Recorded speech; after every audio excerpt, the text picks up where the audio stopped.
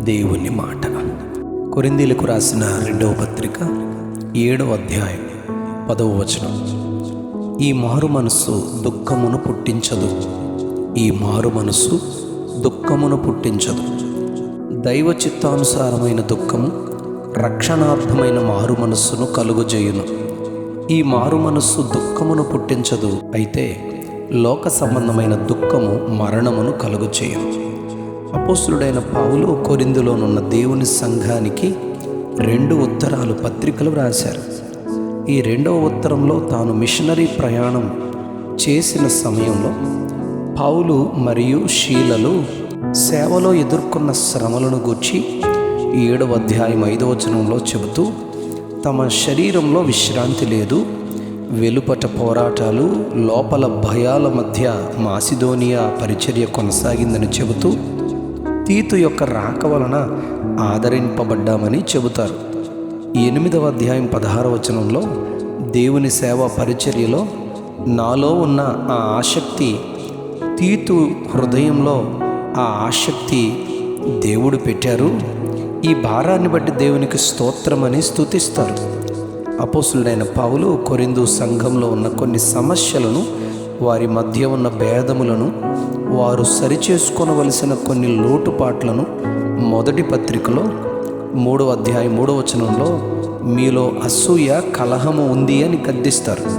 మొదటి పత్రిక 4వ అధ్యాయం 14-15 వచనాల్లో ఉపదేశకులు 10,000 మంది ఉంటారు కానీ తండ్రులు అనేకులు ఉండరు అని వారిని గద్దిస్తూ తండ్రినిగా తాను పరిచయం చేస్తారు. 5వ అధ్యాయం 1వ వచనంలో మీలో జారత్వం ఉందని, ఇలాంటివి దేవుని ఎరుగని అన్యజనులలోనైనా ఉండవు అని గద్దిస్తారు. 5వ అధ్యాయం 10వ వచనంలో ఈ లోకపు జారులతో, లోబులతో, దోచుకునే వారితో, విగ్రహారాధకులతో సాంగత్యం చేయవద్దు, వారి క్రియలు నేర్చుకోవద్దు, వారితో భోజనము కూడా చేయవద్దని హెచ్చరిస్తూ సంఘములో ఇలాంటి వారిని మీలో నుండి వెలివేయమంటారు. 1 కొరింథీ 6:1లో మీలో ఒకరిపై ఒకరు ఏదైనా వ్యాజ్యం ఉంటే పరిశుద్ధుల ఎదుట అవి మాట్లాడుకోవాలి, అనీతిమంతుల ఎదుట వ్యాజ్యం ఆడకూడదు. పరిశుద్ధులే లోకానికి తీర్పు తీర్చువారై ఉండగా బయట వారు సంఘములో జరుగు వ్యాజ్యములను పరిష్కరించడం పూర్తిగా దేవునికి ఇష్టం కాదని గద్దిస్తారు.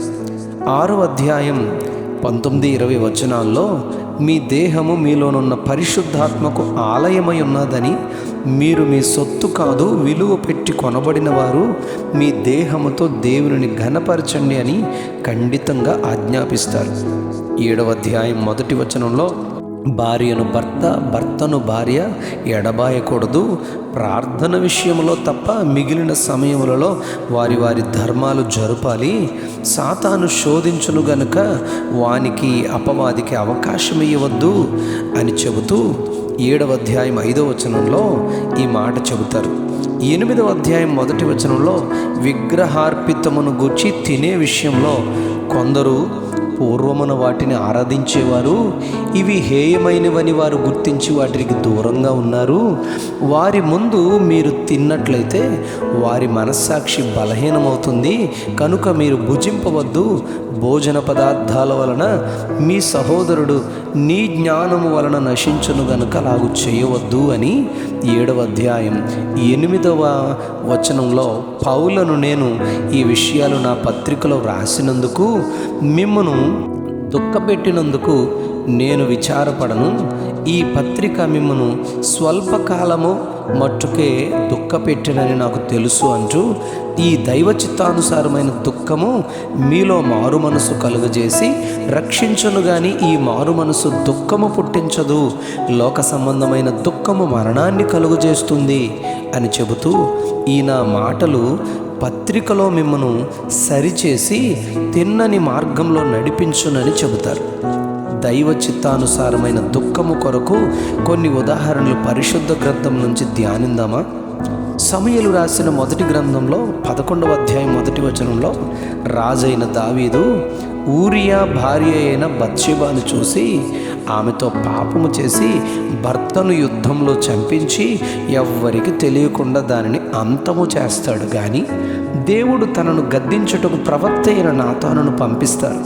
సమూయేలు మొదటి గ్రంథం 12వ అధ్యాయం 13వ వచనంలో దేవుని గద్దింపునకు పశ్చాత్తాపపడి తన పరుపు తేలునంతగా అంతగా దుఃఖపడి క్షమాపణను కోరినట్లు 51వ కీర్తనలో చెప్పబడింది. అందుకు దేవుడు నీ పాపమును పరిహరించానని మరలా నాతాను ద్వారా చెబుతారు. పొరపాటును గ్రహింపగలవారెవరూ ఉండరు, కానీ గద్దింపు మన పొరపాటును గుర్తు చేసేలా చేస్తుంది. దానికి లోబడి క్షమించబడమా, లోబడక మరణ దిశలో వెళ్ళడమా అనేది ఎవరికి వారే చూసుకోవాలి. మత్తయి సువార్త 26వ అధ్యాయం 75వ వచనంలో యేసు ప్రభు పేతురుతో, నేనెవరో ఎరుగనని ముమ్మారు నువ్వు బొంకుతావు అని చెబుతారు. కానీ పేతురు అలా జరగదు అని అంటాడు. ఆయనను సిలువ వేయి సమయంలో కొందరు నీవు ఆయన శిష్యులలో ఒకడివి అంటారు. దానికి లేదు అని 3 సార్లు చెప్పగానే కోడి కూస్తుంది. కానీ పేతురు ఎంతో పశ్చాత్తాపపడ్డాడని ఈ వచనంలో వ్రాయబడింది.